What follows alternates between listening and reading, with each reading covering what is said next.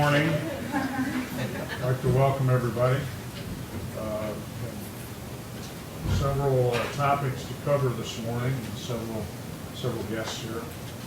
I want to begin with Nick Moore, who's the chair of the president, I guess is the title, of El-RITA, which is the Lima Regional IT Alliance, concerning tomorrow's day-long seminar.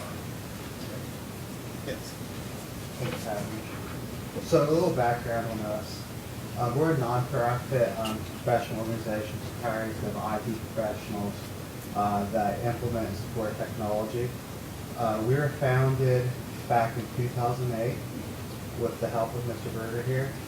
So we'll be holding our technology conference that we hold every year tomorrow, Thursday, the 17th, from 8 a.m. to 5 p.m. at the Civic Center.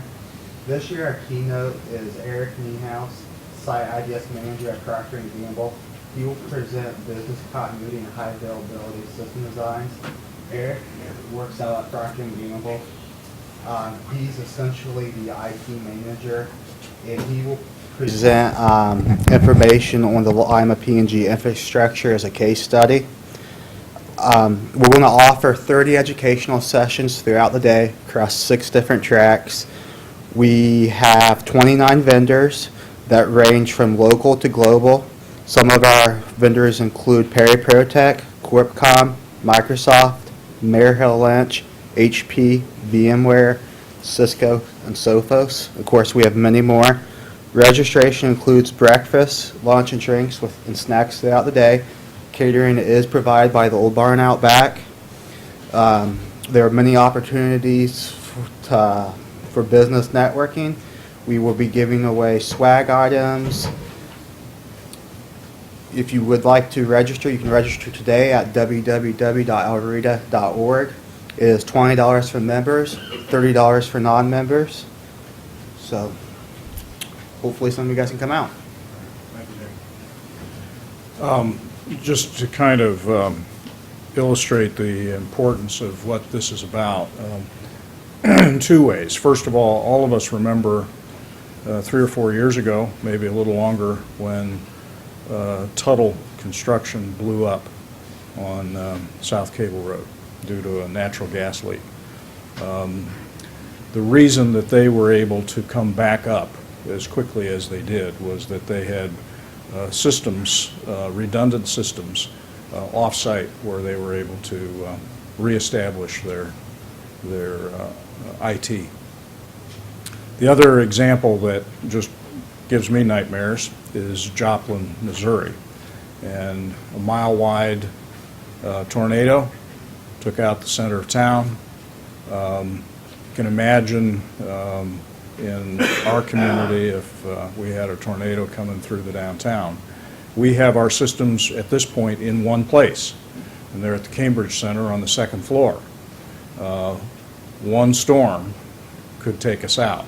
And we're right now in the middle of trying to construct a second location in the old jail at the police department. But the actual third leg of that system, which we don't yet have money for, is actually to build a third site, which would be at least 30 miles away.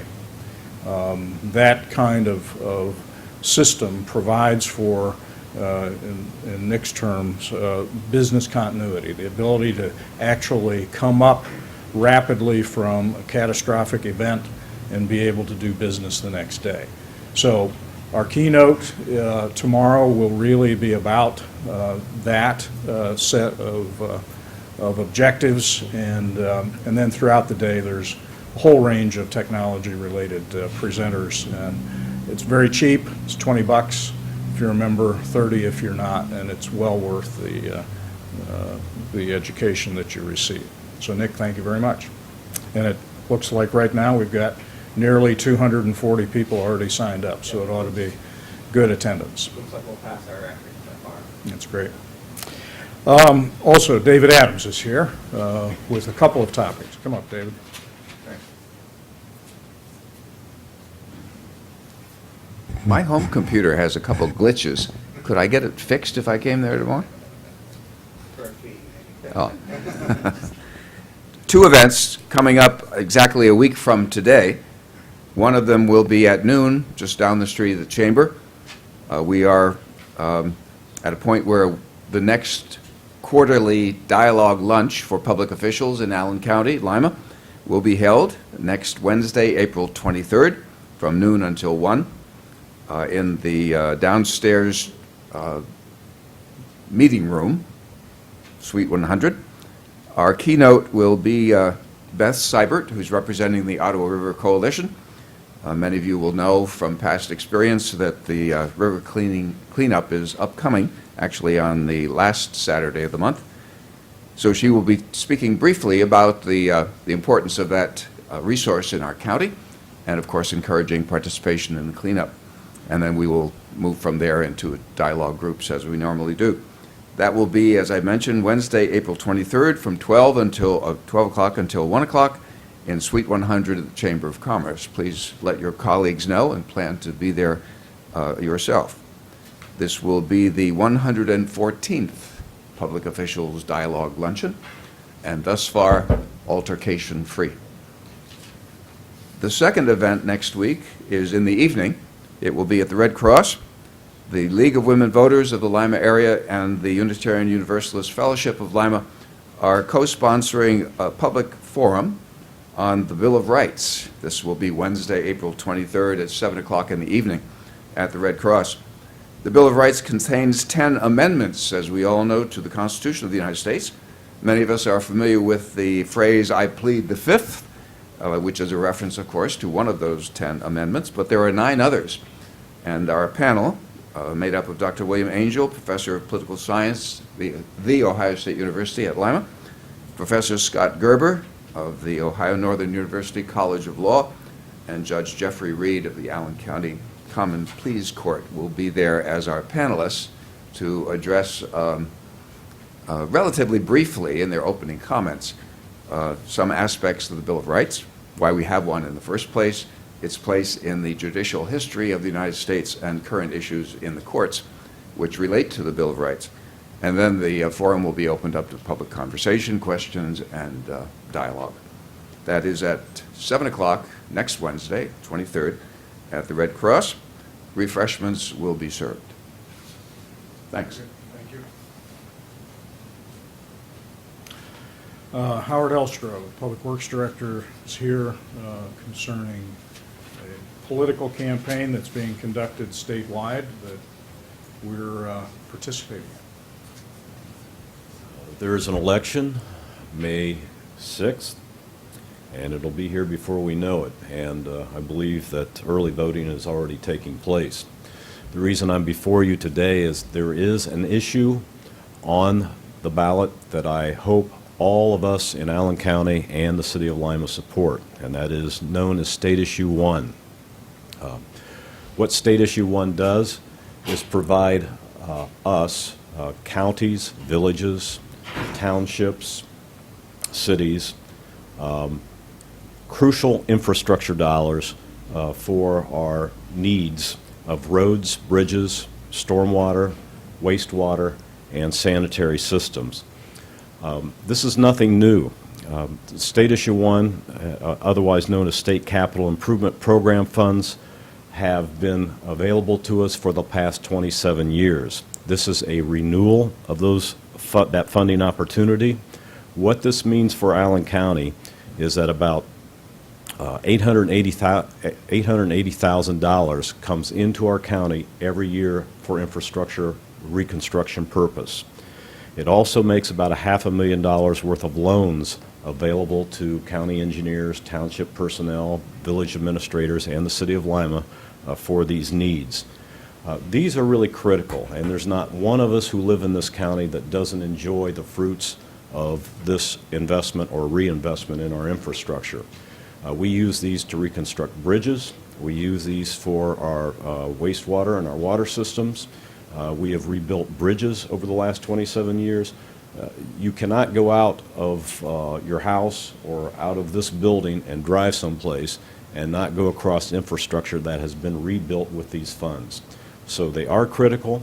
The other very important aspect of State Issue 1 funds or State Capital Improvement Program funds is that these funds come back to our community, and they can be tandemed with other state and federal resources which require local matches.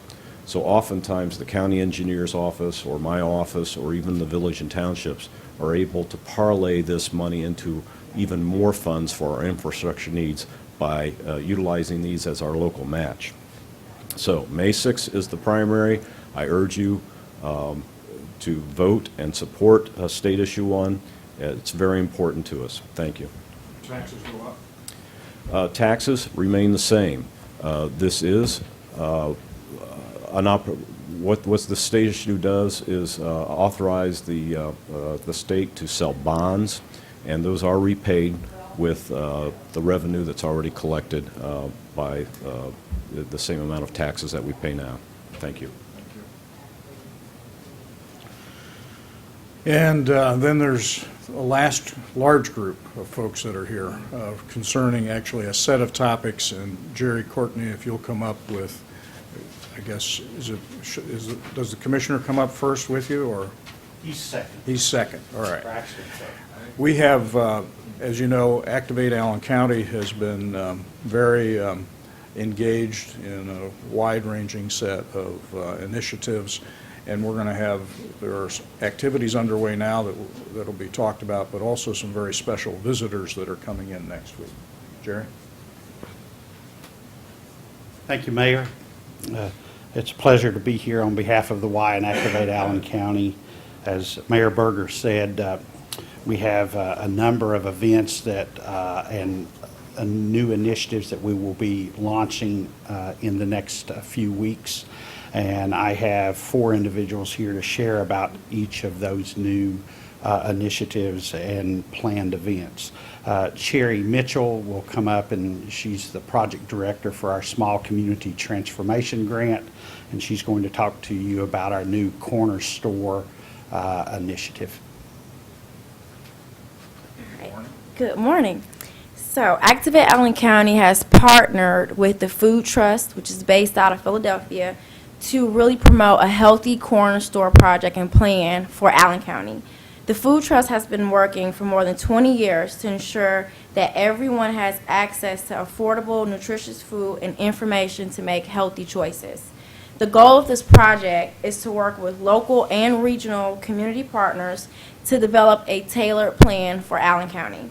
The plan will include retail development, food marketing, food procurement, community education, and evaluation.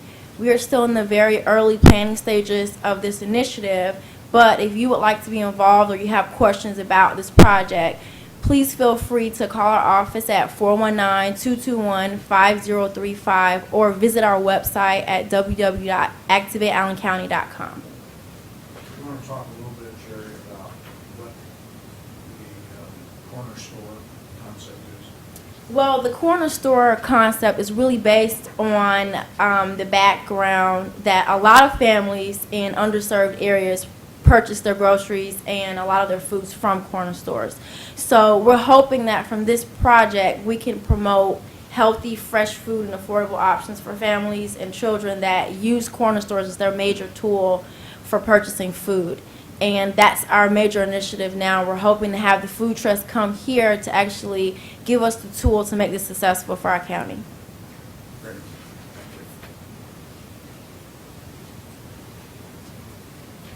One of the things that I've learned as we've been going through this process looking at the Healthy Corner Store Initiative is that there's actually 63 corner stores in Allen County and 11, as of 3 months ago, 11 grocery stores. So, you know, as we move forward, we will be working not only with the corner stores but also with the grocery store chains as we continue looking at how we can make healthy eating an option for all in Allen County. I'd like to bring up now Commissioner Jay Begg. Jay has recently agreed to chair Our second new initiative that we will be launching, it's a food council, and Jay's going to tell you what a food council is and what we hope to accomplish. Yeah, when Jerry asked me to be a part of this, I figured I'd get a slide by as the figurehead chair of the council. He is certainly not having any of that. So, but as I've attended more meetings and gotten more involved, I find that it is something I am very interested in and hope to be able to make a difference. There's many reasons to have a food council and many objectives that can be accomplished if we can get cooperation from the community. One of the things that many food councils focus on is land preservation, and that's always a worthy objective for a community to take into consideration. But I think we are coming to this need for a food council maybe from a different perspective, at least as we start out, because Allen County has some serious health challenges, and specifically obesity and the myriad of health issues that go along with that. The availability to healthy and affordable food choices has proven to be one of the best ways to help combat the obesity challenge. Through the Activate Allen County grant, we are in the process of contracting with Brian Williams of the Mid-Ohio Regional Planning Commission, and he has extensive experience in helping food councils assess their local situation and help create and implement plans. Our immediate goal is to create that assessment and plan for Allen County with the focus of the economic opportunities that can be had with local food production, processing, distribution, and marketing of that food, which should bring about community health benefits by making nutritious, local, sometimes fresh when possible, but locally processed food can also meet the requirements more readily available to people of all income levels. One of the reasons for the economic focus, and one of the reasons I have been tapped as chair, is I still have a farm. I've got a farm background. I still farm, and I actually am a former vegetable grower. And I was given the dubious nickname of Wet Blanket at one of the first symposiums I attended with Brian Williams as the leader of that for the questions I asked. So he's come to realize that people who ask those questions are maybe needed to be at the table. And I was just trying to point out some things that I thought weren't going to be sustainable, so here I am. Anyway, for these efforts to be successful, we need community engagement from all areas, producers and consumers alike, and it needs to be self-supporting. So to stay successful after that grant money or seed money dries up. So looking forward to the challenge, and I think we have a good beginning plan in place, a good policy group in place, and we'll be working with Sherry and her group hand in hand to go forward. So. Thank you, Jay. One of the things I hear time and time again from those nationally as they see the work of what we're doing here here with Activate Allen County is the fact that we've been able to bring together leaders from multiple sectors in our community, as well as policymakers now from both the city and the county working together to build a brighter future for those living in Allen County. And it's really a pleasure. I mean, it's one of the exciting things to see as we've been on this journey for the last 3 years, as you know, people ask tough questions, but they're always willing to step up and help.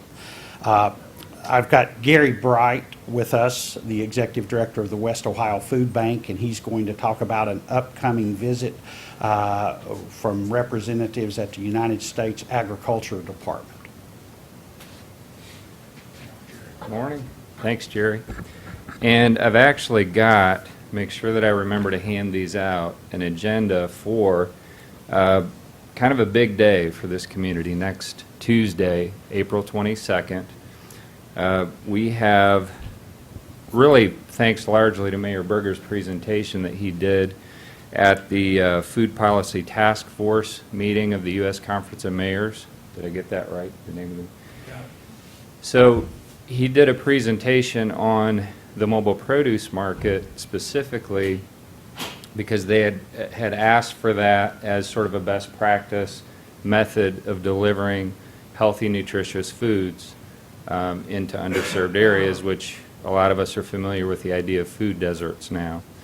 So that's what the presentation was about, and I believe Administrator Audrey Rowe was present at that presentation, and so tapped Mayor Berger afterward and said, yeah, she said, this really sounds like something that's in line with our priorities, so we'd like to come down, visit the mobile produce market, hear more about Activate Allen County, and everything your community is doing that, again, sounds very much in line with what they're doing at the USDA. So they will be coming April 22nd to see and hear about everything Activate Allen County is doing. Specifically for the public, there's a mobile produce market bus stop at Lima Towers on 790 South Main Street. So next Tuesday, 10:45, 11 a.m. As many people as you can tell about that. Please encourage folks to come on, see the bus, meet the folks from the USDA, tell them about everything that Activate Allen County and our community is doing to improve community health. So That will also be at the same time when the press is invited to be present. right, there will, To do that. and the press conference I think is going to start at 11:15. The official press conference. Yeah. So feel free to come early. We're trying to get the bus there by or a little before 11. Can we buy veggies while we're there? Sure can. Get a turnip or whatever? I don't know if we'll have turnips for sure, but we'll have a lot of good stuff. So yes. So yeah, tell everybody to come out and buy produce. We're definitely in operation that day. So, all right. Very good. Thanks. Thanks, Gary. Thank you, Gary. And then the last person to come up, and then I'll close about the work of Activate Allen County, is Kayla Mofford. Kayla is our healthy eating team leader for Activate Allen County, and she's going to share about an upcoming workplace wellness seminar. Thank you. In honor of National Workplace Month, Activate Allen County will be hosting a free Healthy Workplace Seminar. It will be taking place on Tuesday, April 29th from 8:30 to 11 a.m. at the YMCA Annex, 136 Southwest Street. The seminar will be free to business owners and will offer them, as well as human resource representatives and employees, the tools to transition their workplace into a more healthy environment. It will include information on developing tobacco-free campuses, sample breastfeeding stations, healthy snack tastings, an opportunity to tour the mobile produce market. They'll be out there that day, and many more things.